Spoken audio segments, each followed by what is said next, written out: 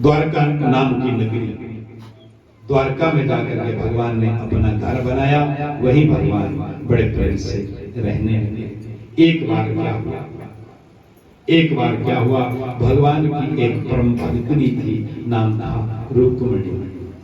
बोलिए रुक्मिणी वल्लभ भगवान जय हो। क्या नाम था? रुक्मिणी। मैं 1 मिनट आपको कहूं, प्रातः काल की कथा 10 बजे से लेकर 12 बजे तक होगी, 2 घंटे की कथा होगी। अंतिम दिन में कहते हैं पिछले दिनों में कमी रह जाए, अंतिम दिन में भागवत जी की कथा का महात्म्य सारांश भाव संपूर्ण श्रवण कर लिया जाए तो संपूर्ण 18,000 श्लोक 335 अध्याय 12 स्कंद का संपूर्ण पुण्य प्राप्त हो जाता है। प्रातःकाल 10 बजे आए, संपूर्ण भागवत जी का पुण्य प्राप्त करें और अन्नपूर्णा प्रसाद स्वीकार करें। हमारे यजमान जी को, इनके सारे परिवार को अपना आशीर्वाद दान करें कि ये जो ज्योति जली है ये जलती रहे और इस इलाके का, हम समस्त जीवात्माओं का मंगल होता है। जय राम जी की। आइए मैं रुक्मिणी मंगल 2 मिनट में सुनाऊं। सब रुक्मिणी जी का भाव हम प्रकट करेंगे और फिर भगवान श्री कृष्ण जी आएंगे, रुक्मिणी जी को संग ले जाएंगे और फिर जयमाला पड़ेगी। आप सब आशीर्वाद ठाकुर जी से, रुक्मिणी भगवान जी से और श्री कृष्ण चंद्र जी से ले लेना और श्रद्धा सुमन भगवान को अर्पण करना। आरती होगी, आरती के बाद सबको भोजन की व्यवस्था है, केवल 5 मिनट का सारा काम है और फिर उसके बाद अन्नपूर्णा प्रसाद सब ग्रहण करें। संक्षेप में सुना रहा हूं। एक कुंदनपुर नाम का नगर है। क्या नाम है? कुंदनपुर। और कुंदनपुर के जो राजा हैं उनका नाम है भीष्मक। भीष्मक राजा के 5 पुत्र हैं, एक पुत्री है, जिस पुत्री का जन्म कमल के पुष्प से हुआ है, नाम रखा है रुक्मिणी। बचपन में ही वो कहते ना, होनहार बलवान के होत चिकने पार, कांटे का मुंह जन्म से ही, है ना। रुक्मिणी के अंदर भगवान जी की कृपा हुई। बचपन से ही रुक्मिणी भगवान जी की उपासना करती थी। जहां भी कथा होती थी ना, चली जाती थी, कथा वार्ता श्रवण करती थी, कथा वार्ता सुनती थी। सुनते सुनते भगवान जी की कथा को सुनते, भगवान के गुणों को सुनते, भगवान की लीला को सुनते सुनते इतना प्रेम भगवान से हो गया रुक्मिणी को कि रुक्मिणी ने मन चित्त कर्म वचन से भगवान को अपना पति, मेरा सर्वस्व श्री कृष्ण है। लेकिन रुक्मिणी का एक बड़ा भाई था, नाम था रुक्मी। रुक्मी का एक दोस्त था, मित्र था, नाम था शिशुपाल। वही शिशुपाल जो सवेरे उठकर 99 गाड़ियां भगवान श्री कृष्ण को निकालता है। ये रुक्मी अपने उस मित्र शिशुपाल के संग रुक्मिणी का विवाह करना चाहता था, लेकिन रुक्मिणी मन चित्त कर्म वचन से भगवान श्री कृष्ण से ही अनुराग प्रेम करती थी। रुक्मिणी को पता लगा मेरा भाई मेरे साथ जबरदस्ती कर रहा है और परसों की शादी रख दी है मेरी, चुप गुप। तो रुक्मिणी ने भगवान जी की कथा को सुनकर इतना भरोसा मेरे गोविंद के ऊपर किया कि महाराज, आज रुक्मिणी ने सोचा अगर सच में वो भगवान ऐसे हैं जिनकी मैंने गुण कथा लीला श्रवण की है, तो मुझे एक प्रयास करना चाहिए। एक चिट्ठी लिखी, 7 श्लोक लिखे और एक ब्राह्मण को बुलाया, ब्राह्मण के हाथ चिट्ठी दे दी और भगवान कृष्ण जी के पास द्वारका भेज दिया। ब्राह्मण ने चिट्ठी दी, क्या लिखा है? श्रुत्वा गुणानुभवन सुंदरम शृण्वतां ते निर्विश्या कर्ण विवरै हरतो अंगतापा रूपम दृशां दृश्यम अखिलार्थ लाभम त्वयच्युताविष्टि चित्रम अपत्र में। हे भगवान, तुमको देखा नहीं, केवल तुम्हारी गुण कथा सुनी है। मैंने सुना है आप भक्त वत्सल हैं, मैंने सुना है जो भी तुम्हें सच्चे मन से याद करता है आप उसकी मन मुरादें पूर्ण करते हैं, उसको मनोवांछित फल देते हैं। सुनो, मैंने तुम्हारी गुण कथा सुनी है और मैंने जन्म से अपने आप को आपके श्री चरणों में ही समर्पित कर रखा है। मेरी आयु विवाह योग्य है, लेकिन मेरा भाई रुक्मी मेरी शादी शिशुपाल के संग करना चाहता है। कदाचित गाय कसाई के घर में ना जाए। हे भगवान, अगले कल मंदिर में कुल परंपरा के अनुसार कुल देवी की पूजा करने के लिए मैं जाऊंगी।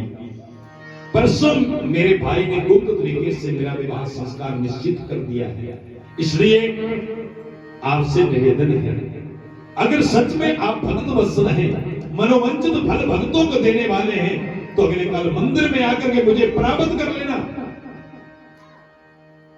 और अपने भक्तनी को मनोवंचित फल देना।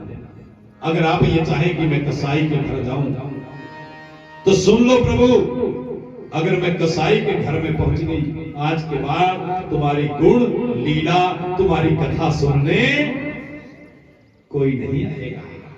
इसलिए मैं नहीं चाहती कलंक लगे, आपका नाम बढ़े, आपका यश बढ़े, आपकी कीर्ति बढ़े, सदैव जब तक सृष्टि रहे समस्त भक्त जनों को मनोवंचित फल लाभ प्रदान करें। रुक्मिणी की चिट्ठी ठाकुर जी को मिली, कन्हैया जी ने इशारा कर दिया, जाओ ब्राह्मण टाइम से आएंगे और अपनी भक्तिनी को मनोवंचित फल दान करेंगे, तुम चिंता मत करो। महाराज ब्राह्मण जी आ गए, रुक्मिणी पूजा कर रही थी, लेकिन ध्यान तो बाहर की तरफ ही था, ब्राह्मण आया नहीं। पूजा के समय ब्राह्मण ने इशारा कर दिया, रुक्मिणी और रुक्मिणी, अरे कृष्ण धैर्य रखो, शांति रखो। अरे बोल दिया मैं ले जाऊंगा, गाय को कसाई के घर जाने नहीं दूंगा। बस रुक्मिणी देख ही रही थी, सोच ही रही थी, और ऐन भगत के ऊपर श्री कृष्ण जी पधार गए। और जैसे कृष्ण आए, रुक्मिणी को पकड़ा और भगा करके ले गए, कहीं ले गए, अरे किधर ले गए, ताली बजाओ जोर की। हाय पता ही नहीं चला, जैसे बिजली किड़कती इधर आवाज उधर आती है, वैसे ही कृष्ण भी रुक्मिणी को भगा करके ले गए, ना जाने किधर। देखो भगवान भक्तों को कैसे मनोवंचित फल देते हैं। बोलिए रुक्मिणी वल्लभ भगवान की जय हो, लक्ष्मी नारायण भगवान की जय हो।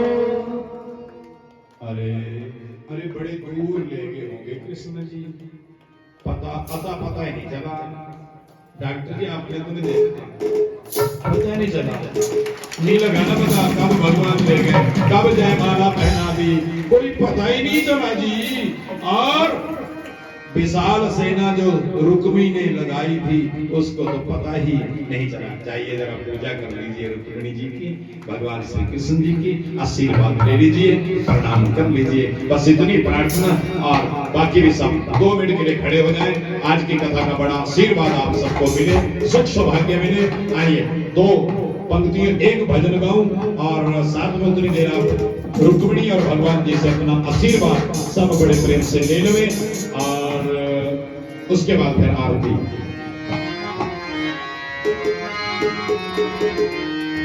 तुमको दी आई गई चिट्ठी ओ काना लई जाया, तुमको दी आई गई चिट्ठी ओ काना लई जाया, तुमको दी आई गई चिट्ठी ओ काना लई जाया, तुमको दी आई गई चिट्ठी ओ काना लई जाया, लई जाया, लई जाया, लई जाया, लई जाया, लई जाया,